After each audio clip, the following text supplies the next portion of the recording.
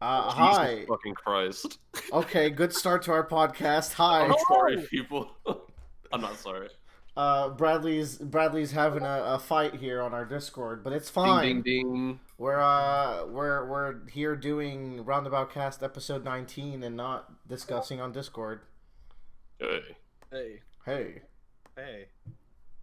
I'm your host Willer. I am Bradley, a kaiju from under the sea. And I am Joe, third rank guardian with a fourth rank dueling deck. Tyler, what are you? I am special guest Tyler, Hey. and I am known as the eighth hidden sheath, red sheath. Deep pools. Not so deep pools. Yeah, Tyler was in the solar system, so we got him to come on the podcast. I think that was the last gag. Was like he was like a space smuggler or something. I forgot what we were saying. I was smuggling, like some good fruit through the galaxy last time. Something pretty harmless. Yes. Now I'm just doing some telemarketing work in the downtime just to lay low for a little bit. Oh, I see. That's quite the backstory that we should not expand on. No, we should. Go nowhere. What We we should should have more. what we should expand on is everyone's favorite topic, worm. I think that's what we got first. Oh my god, that's first. Yeah. Oh. Have fun. Oh. Joe goes out of the galaxy. He said he gone. Don't worry, gang. Worm will be fast today because what do I Hey. got here? Are we doing all of Arc 15? What is this? You know what? Let's not do worm first. Joe, you still alive? I have arisen. Yes, Joe's I'm- back alive. Audible. We're going to do Disney first, and then we'll do Worm, because that'll give me time to highlight the notes I want to talk about, because I didn't do that. Wait, are we sponsored by Audible now? Yes. I wish. I'm waiting for the day. That's when we're official. Yeah. I'm just waiting for when we can chill out. But yeah, let's talk about Disney instead. Yeah. Disney. So, as y'all recall from the last... Give me the reins. What are you doing here? This isn't your subject. Give me the shit. Give me the Hold on, microphone. I'm just... Hold up. Give me it. Give me it, Willer. I just want to say, last time we were talking about how we were about to go to Disney, and then surprise guest Tyler, because he's always a surprise guest, showed up the day after we recorded. Yeah. So he was with us throughout the Disney adventure. Uh-huh. Go, Joe. Do your thing, I guess. Yeah, hello. Yeah, we last week we discussed I kind of went through my run through of Disney and what I think is great about it and just some personal tips about just doing all of Disney. Tyler joined us the day after as a surprise appearance. It really did make my birthday. I really appreciate it a lot. It was great. It was great. But we had a great time at Disney. At least I did. I don't know about y'all. It was Willer's first time there. Bradley had been there since he was 6 years old. Tyler had been there 5 years ago. And Yeah, somewhere around there. and to me, that's way too long to be away from Disney. I go stir crazy. But yeah, we had a great time. So I just kind of want to open up the floor here. So we did as much as we possibly could. I feel like we hit a lot of major rides at the parks, with probably the exception of Seven Dwarfs Mine Train, but even then I don't even consider that too big of a ride to miss out on. But yeah, we did a lot. We hit a lot of things. We saw one of the last showings of Illuminations, which has been going on for 20 years. Last night was its last showing. Tonight will be the first showing of the new show Epcot Forever at Epcot. Ooh. Oh dang. I really liked Illumination. I was like, man, this is one of the best fireworks shows I've ever seen. And Little then, did you know. And then Thursday happened. Ooh. But yeah, let's just kind of go by day in what y'all think or what we thought about the parks and what y'all, because I have tons of opinions about it, but I want to hear what y'all's going from Epcot, Hollywood. Hollywood will be a little bit more of, because I can talk about Star Wars Land and everything. Epcot, Hollywood, Animal Kingdom, and then Magic Kingdom, and kind of just surmise what y'all felt about each of those parks. I guess if we start at Epcot, my favorite part about Epcot was obviously the whole country aesthetic, where there's a bunch of buildings and architectures from different countries and different little mini villages. representing different countries and stuff like that. Mm-hmm. I wish I was a foodie because there was the Food and Wine Festival going on there. Yeah. And they do all these like pop-ups around Epcot in like each area that have like a bigger variety of food as like to add on to the already like food that currently exists there. So like they have like Brazilian food that Willer was really excited to see, and he was like, "Oh man, we really got to try this," but we had just stuffed our faces with pizza. I wanted the drink there, the caipirinha. Oh, okay. So here's the deal with that. I was kind of bummed out that each place only had 3 dishes and they weren't like snack sizes. I feel like it would have been cooler if they had a wider variety of little snack sizes so you could sample a little bit of each country. Because we actually just ended up eating at one of the restaurants in Epcot. We didn't actually eat from any of the pop-ups. Mm-hmm. You know what we probably should have done is like since they weren't snack size, like you're right. I mean, there was 4 of us. We probably should have like the ideal situation is to probably just go buy one plate and then have everybody like try a little bit of it. That does make sense. Yeah. Probably would have saved us a lot of money too. But it's my birthday, damn it! I wanted that goddamn pizza. That pizza was fucking good. Dude, I put Star the team on my fucking back. No, not Star Pizza. Oh, the Italian pizza. The Yeah. half meter. Never eat half a meter of pizza, y'all. We got there like, yeah, let's get the half meter. I just looked at them like, what? I mean, we finished it. Yeah. It did break Tyler for the rest of the week, but it's cool. Yeah. But anyways, Tyler, Bradley, what are your thoughts and opinions about Epcot?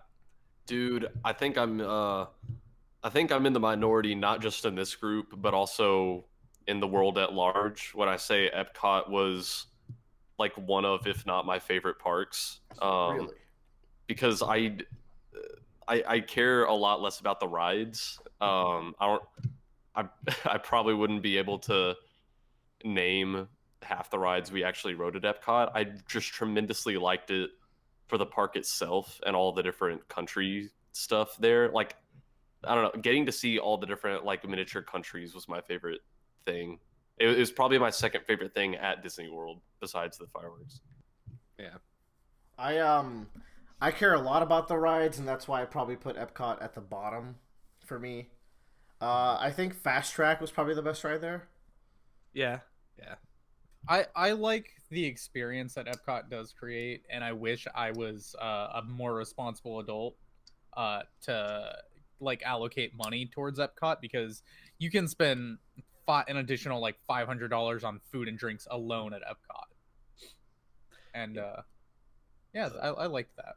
Epcot is very much the adult theme park of Disney. Like, it's just like, oh, we're gonna walk around, we're gonna take some pictures, and we're gonna just look at these things. And like, there's a pavilion that shows off like Shanghai Disney that they're making and all the cool stuff. Like, they had a sweet like alligator mall for this like god that's from China. That was cool.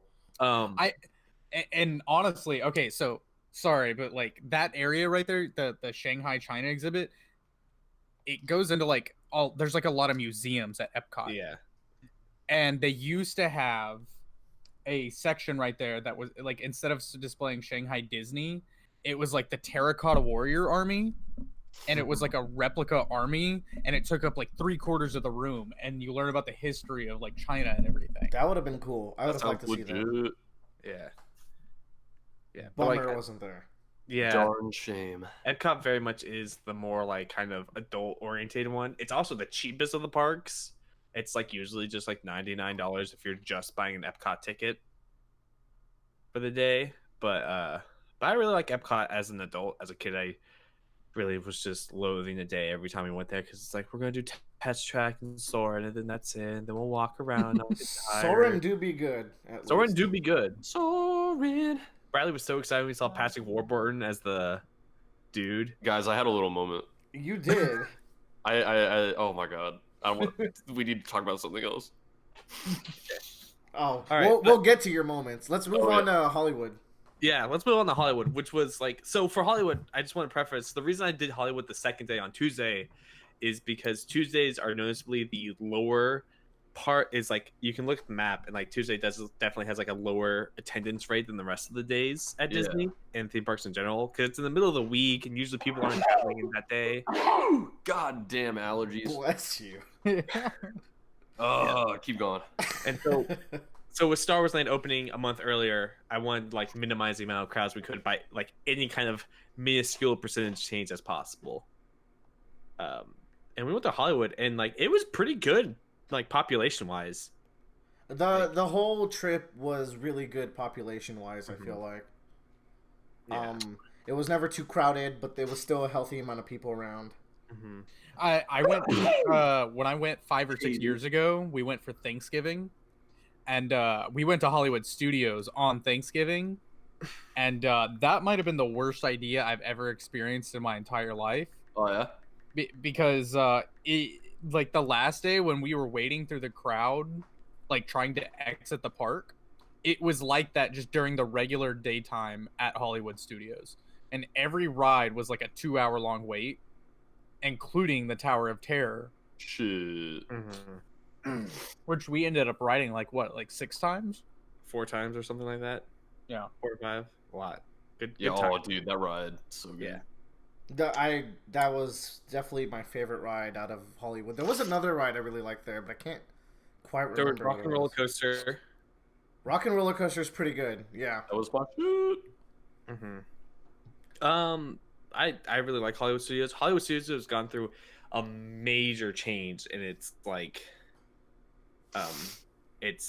what it wants its rides and its shows to be about. It used to be very much just like this is how movies are made. Like every show is about how a movie was made, or was like the history of movies, or like being an experience in a movie kind of thing. It's now being shifted more towards of like movie themed lands. This is a podcast where everyone gets to listen to me sniffle and blow my nose. Yeah. Blowing your nose is for babies. Blowing your nose for Number one does the trip. Yeah, actually, that we got mileage out of that one. But I think I would have liked to see the old Hollywood Studios a lot. That being said, the current Hollywood Studios was probably my favorite park in general. I very much enjoy that one. I like the aesthetic. Those 2 good rides were very strong. What are some of the other rides we rode there? We rode the Toy Story Mania ride, which was the 3D Toy Story ride. That was pretty, that was neat. There's also Star Wars Land there. Right, yeah, the Star Wars ride, the specifically like the one where you're in groups of 3 and you're piloting the ship. That was very quality. Yeah. Star Wars Land has a life-size Millennium Falcon there. Yeah, it looks so cool. And I would definitely wait to go until the second ride is open, just because the first ride was so good. I really want the second ride, you to have the option to do 2 rides while you're there. And like, what's crazy was like there was nobody. It felt like there was nobody there at the park, for that section. And like the ride, like said it had a 60-minute wait, but it really wasn't a 60-minute wait. Whenever we get onto it, every time, that ride is crazily efficient. And I think I figured out what it was, is that like, because when we rode the ride, it really isn't that like rough compared to like Star Tours or something. Oh yeah. Like it's a lot more gentler, but it's a lot more interactive for sure. It's like the most interactive ride I've ever been on. And like, so like basically they don't need like a big space to like move you around. So they just kind of have you on this carousel, and then they just rotate you in and out of like the active pod, the boarding pod, and the exit pod. It's crazy. Like they're getting probably like over like 1,500 guests in an hour, every hour in and out there, probably even more. It goes by so fast, and that ride is awesome. I think we should probably talk about kind of like the stories that they were telling in the park. For example, the first thing we noticed is when we were waiting for the Star Wars ride, a Rey like costume lady came out and she started working on the ship just casually, kind of like ignoring the people around her, just staying in character. Then she kind of went off and started talking to some people that were on like, they weren't in the line we were in because we saw her from the line, but she just started talking to some people. And it's just kind of interesting how the characters are just in the park. There was another really good example. Yeah, there was like they've done something different in Star Wars Land or in Galaxy's Edge as it's called, in that there's no character meet and greet sections. Like you're not gonna see Chewbacca in the corner, like with a little overhang and a person taking their picture, but instead you'll see the actual characters walking around the park, like just normal people and going from place to place. Like we saw stormtroopers like walking around and escorting like civilians, or like a kid in Captain Phasma gear. The coolest interaction was that we saw two like stormtroopers go around. They were walking towards us, and we see them stop and like put their hands to their heads, and they turn around like start moving quickly in another direction. And we turn the corner, and we see Rey is behind a wall, like looking around, seeing if they're gone. And then she just like walks down and starts walking around the crowd, like Assassin's Creed style, just walking out there. And we're just, it was really cool. Like that was one of my favorite moments of the trip because it was just so natural. And like it was crazy because we were talking about this, we were exiting, it's like no one stopped her. No one in the crowd just went up to Ray and started taking pictures or saying, "Where are you going? Where's your meet and greet?" Like everyone just let her do her thing. Like it was crazy to me. I think there must be something about like her being so in character that you just kind of have to respect the art and you just kind of let her go. And like the thing is, like she was so in character that I didn't want to disturb her mission. I was like, man, she has shit she needs to do. She has places to go. Mm-hmm. Yeah. Actually, we saw where she ended up. She went into her little ship at the end. Yeah. It was really cool because like apparently they'll like get kids to interact with them too. Oh, yeah. So I did a thing. So there are two like I don't want to say ticketed events, but two personalized activities you can do at Star Wars Galaxy's Edge. There is the droid. You can build your own like R2-D2 or BB-8 droid type of thing, which is $100, or you can go and make your own lightsaber, which is $200. Let's talk about that because like me, Tyler, and Bradley left a little early, and Joe was like, "You know what? I'm gonna go celebrate my birthday by myself," and he made a lightsaber. Yeah, well, like I had known that it was it was an activity for a time, and like I was telling them beforehand, I was like, I've been looking for months trying to reserve a spot because they were telling like you need to reserve a spot to do this activity. And it's just like, if I could reserve a spot, I would do it. But like, I really couldn't do it. And I finally like was wandering around. When they left, I went back to Galaxy's Edge. I wandered around for a little bit. And I walked into a Jedi store where it's sold like Jedi holocrons and like replica lightsabers. And I walked up to, and I was looking at the lightsabers, and I hear people talking about the custom lightsaber thing, and it's like right around the corner. It's like, oh, I'll just go see like if I could poke my head in or like see what it's like or just get a glimpse of it. And I talked to the lady, and she's like, "Well, you should go see if there's an open spot." And I went, and they're like, "Yeah, we can squeeze you in." I was the last person to like get squeezed in for that session for the day or that period of time. And oh man, that was probably the most magical thing I've ever done in Disney World. It was great. That makes me so like we weren't there to witness it, but the fact that you came home with a cool lightsaber, that was really cool. I was very very happy to hear that you had a good time there. And the you're in there, and like everything in there is just perfectly like paced, and it's such a great theatrical performance because you're in there, and I forget what the lady's name is, but she's like the junkyard technician, and she's just like, we hide out as like scrapyard people, but what we're doing is we're trying to like get people to like be connected to the Force again and like have them build lightsabers and remake these like ancient weapons through the scraps that we find. And like while she's telling these stories, like there's this whole like Star Wars soundtrack going that's in time to her whole spiel. Like it's perfectly choreographed. Damn. Like she's picking up the crystals. Like she picks up the blue crystal and starts talking about Obi-Wan Kenobi, and it's playing his theme while she's talking about it. And she picks up the green crystal, and this is Qui-Gon's theme. And she picks up the red crystal and goes to Kylo Ren's theme. It's like you're like, oh, it's like I'm in the movie right now. You didn't say that part. That's really cool. Yeah, and like the color changes and everything while you're in the room. And then like I was looking back on it now, like she's talking about it, and while she's doing this, like her assistants are like bringing out trays to give to you with like your different pieces. So right before you go in, you basically have to choose like what category of pieces you want to do there. Like you have like Peace and Justice, which is the classic like Jedi lightsaber style, Power, which is the Sith style, Nature, which is kind of like the witches from Dathomir kind of style, and then you have Defense, which is like the Old Republic styled lightsabers. So you get these different styles you can choose from, and they bring the trays out, and like as soon as their spiel's done, it goes into this mass chaos, and you feel like you're in this movie montage scene where everyone's like doing their thing together, and everyone's talking and clicking and clacking and putting everything together. And you're just like, oh god, it was just like, it was crazy. And so while I'm doing this, and you're building the hilt while you're doing this, I know like the plastic part of the lightsaber, like the blade part of it, is plastic. It's like a light bulb kind of thing. And I'm thinking to myself, is like, how are they going to put the blade into the lightsaber and still make it immersive enough for me to like not go like, all right, now I could stick this thing in here and twist. And man, did they pull it off. How do they pull it off, Joe? They basically, your light bulb is in a tube already, and they just take the hilt and they stick into this tube and say they're calibrating your lightsaber so it doesn't explode. Of course. And then they're like, all right, it's done. You need to ignite it. And then you ignite it, and like the tube slides open. You can pull the lightsaber out, like just fully formed, and it's great. But man, talented experience. You should go do that if you have the money to pay for it. You know what else you should do? You should go to Animal Kingdom. Yeah. I really liked Animal Kingdom. Yeah, Animal Kingdom is great. Everyone loves like Animal Kingdom. There are two problems with Animal Kingdom. It's huge and there's no shade. It was so Animal fucking Kingdom's, hot. Animal Kingdom's my favorite, and it's truly a test of the elements because that's like third day material usually. Like it's a gauntlet right there. Yeah.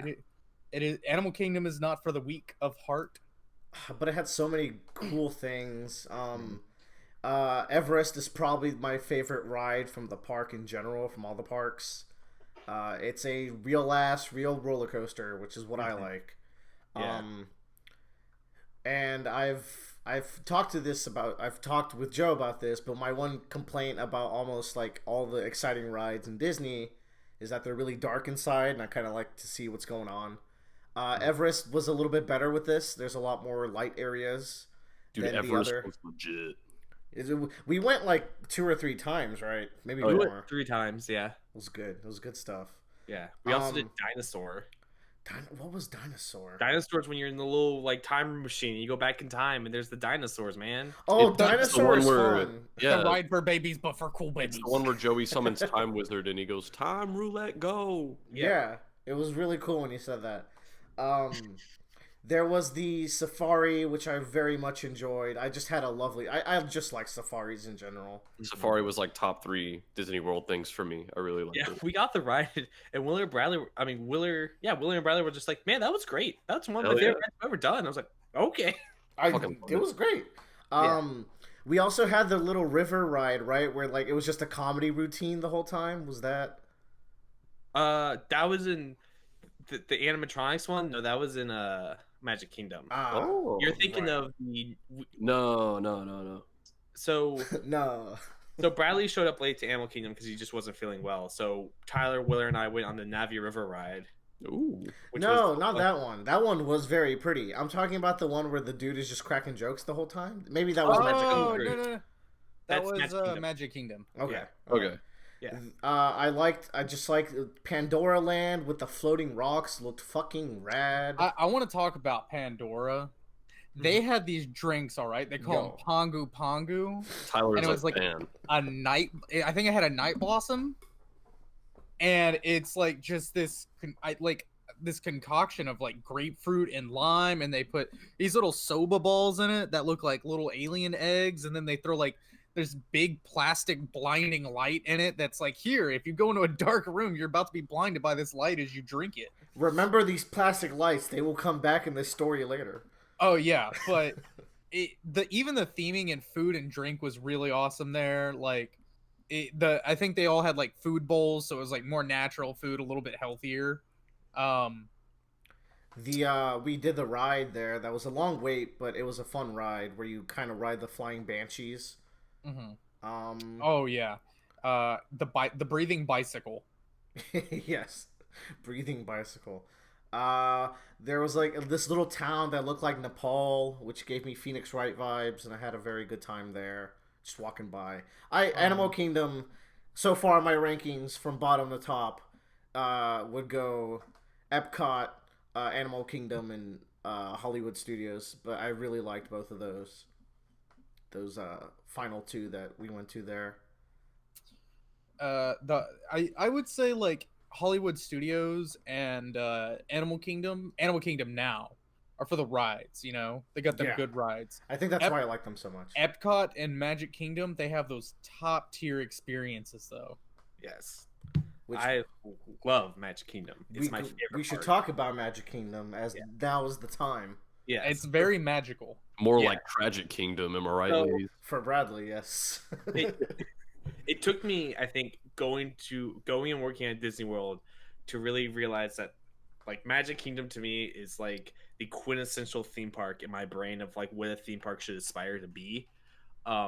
Because like there is so much love and labor put into this theme park, and every land is its own distinct thing. You know what it is, you know where you are, and they each have their own theming to it, and I just love it so much. It's kind of like whenever I go to the theme park, like I really look and I really like judge the theming of the theme park and seeing where it was. Like we walked into Animal Kingdom, and I think I went on like a 10 or 15 minute like rant about Dinoland USA about how much I hate it so much You sure did, buddy.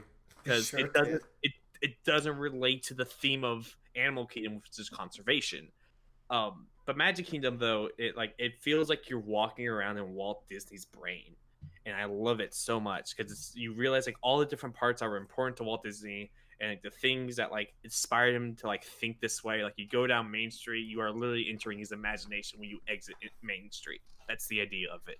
I absolutely loved the look of Magic Kingdom, and like you said, each land looked really fun and cool. The only reason why it would be near the bottom is the rides. There are a lot more experience-based rides, but sometimes you end up waiting in Peter Pan for like an hour and a half, and then it's like, oh, that was Peter Pan, I guess. Yeah. But then you get the Space Mountain. Is that what it's Space called? Mountain. Yeah. God, that's a fun ride. You just feel The like you're Buzz gonna Lightyear die the whole Space Ranger time. spin. Huh? Buzz Lightyear Space Ranger spin, where Oh, that Will was fun. cucked me of my top score. That's happy birthday, Joe. It was Joe's birthday too. Yeah, that day. Yeah, it was. I have to equate like Peter Pan. I'm sorry, Peter Pan. That's the equivalent to go playing like glow in the dark mini golf at like main event. I love Peter Pan because it's something that's like extremely magical. It's one of the original rides in the park that still exists to this day. And like I just love the creativity of it being a different dark ride where you're flying over the things and you're flying over the ride rather than the ride kind of towering over you. Essentially, it's a different perspective to do something. And I just think it's cute and it's wonderful. I knew none of you would probably go to Disney World again for like a few years, if even. So it's like I should just show them this because I think it's a really special ride compared to any other dark ride. Yeah, it was like doing It's a Small World. Like you're doing it for the historical experience. Mm-hmm. Um, If I went to Disney World by myself, I probably wouldn't go ride Peter Pan because I've ridden it 100 times and I know it's only like a 5-minute line or not even a 5-minute ride. It's like a minute. But there's a sleeper ride called the Carousel of Progress. Yes. I don't know why, I just really enjoy that ride. That ride's top tier. It's the last kind of ride Walt Disney like personally like had a hand in making. Like they said before, he did start to finish. It was at the World's Fair. Walt Disney would die like a few years later. Like 1967 was the announcement of Disney World. And I think that year or the year after he died. So it's a great experience. It's a cool one because it can be consistent but also updated at the same time and still like keep its meaning. Yeah, you just have to really update that last section and you still keep the meaning. Yeah. The last section was surprisingly not too far off. Yeah. I felt like it was pretty relevant to the near future. Mm-hmm. With Like, grandma fighting noobs with the VR lasers. Like I see people living in like Vermont living that lifestyle. Mm-hmm. It was funny because My grandmother's house looks just like the ending scene from Carousel of Progress. That's Grandma knows. Grandma knows. Let's talk about the secret fifth park, the best park of them all, IMO, which is Magic Kingdom After Dark. That's when shit got real. Yeah. Y'all, Here we go. I'm worried that like I left permanent grooves on Tyler's shoulder from clutching him so hard.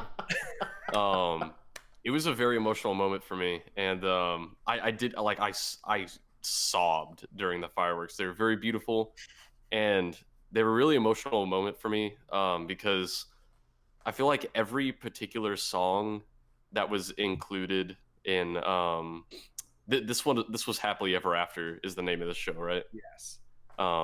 Every particular song like reminded me of something throughout my life, like my cousin and his wife are like really good singers, so there was like one song that they always like to sing when our family gets together, so that was there. And then like, oh, there's another song that my uncle used to sing to me when I was little, or like Go the Distance was like a song that like really drove me. Go to Distance at that moment of the show is like fucking killer to your emotion. Yeah. It's like a stab.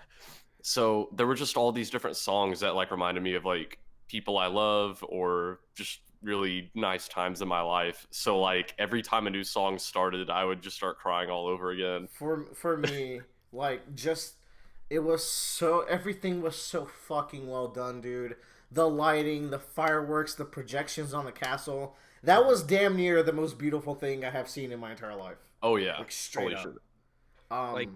I came out extremely impressed at the fireworks show at the end. Yeah, and you are correct, and that Magic Kingdom After Dark is probably the best park because all the babies go home, which means all the rides go down from a 60-minute wait to a 10-minute wait. Every single one of them. And it's gorgeous. And it's gorgeous. Everything lights up. It's just beautiful. Like usually like the parks open like during the like holiday or closer to the holiday seasons, they'll stay open till like 11 o'clock or midnight for resort guests. So it's basically empty. You get to run around the park the entire time. And it was really crowded when we were leaving, so we held up our little drink light bulbs that we got from Pandora. That's how that feeds back into the story. Yeah. Just a really nice moment. Much emotions were felt. Mm-hmm. My favorite part was we were sitting there watching the show, and Tyler was like, "Are you okay, Bradley?" And Willard's like, "Nah, he's fine. He's good." And then Mufasa from The Lion King is like, "Remember who you are." And Willard's like, "Nope, that's it. He's done." It's a game over, man. It killed me.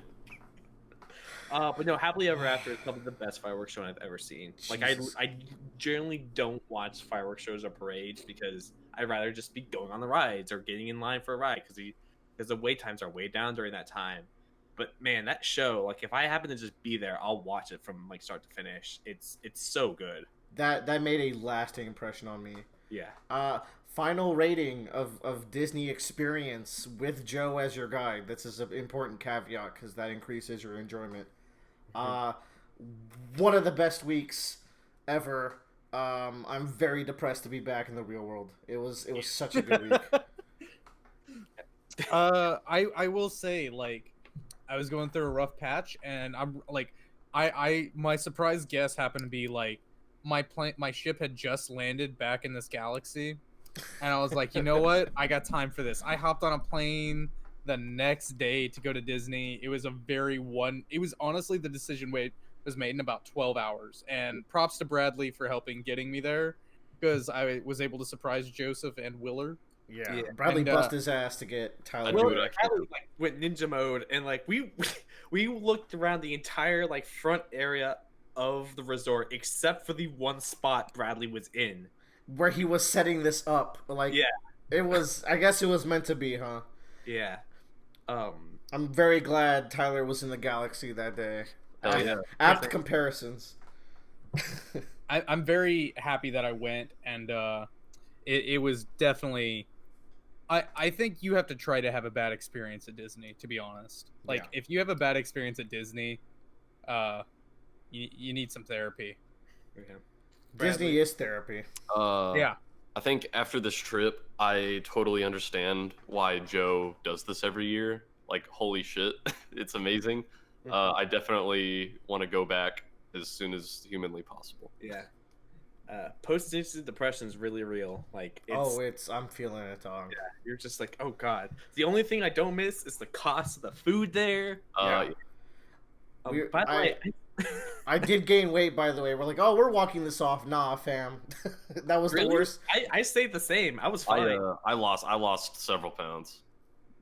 Well, look at you boys and your good metabolisms. Yeah. You didn't hydro homie enough. Willer also I drink the most water.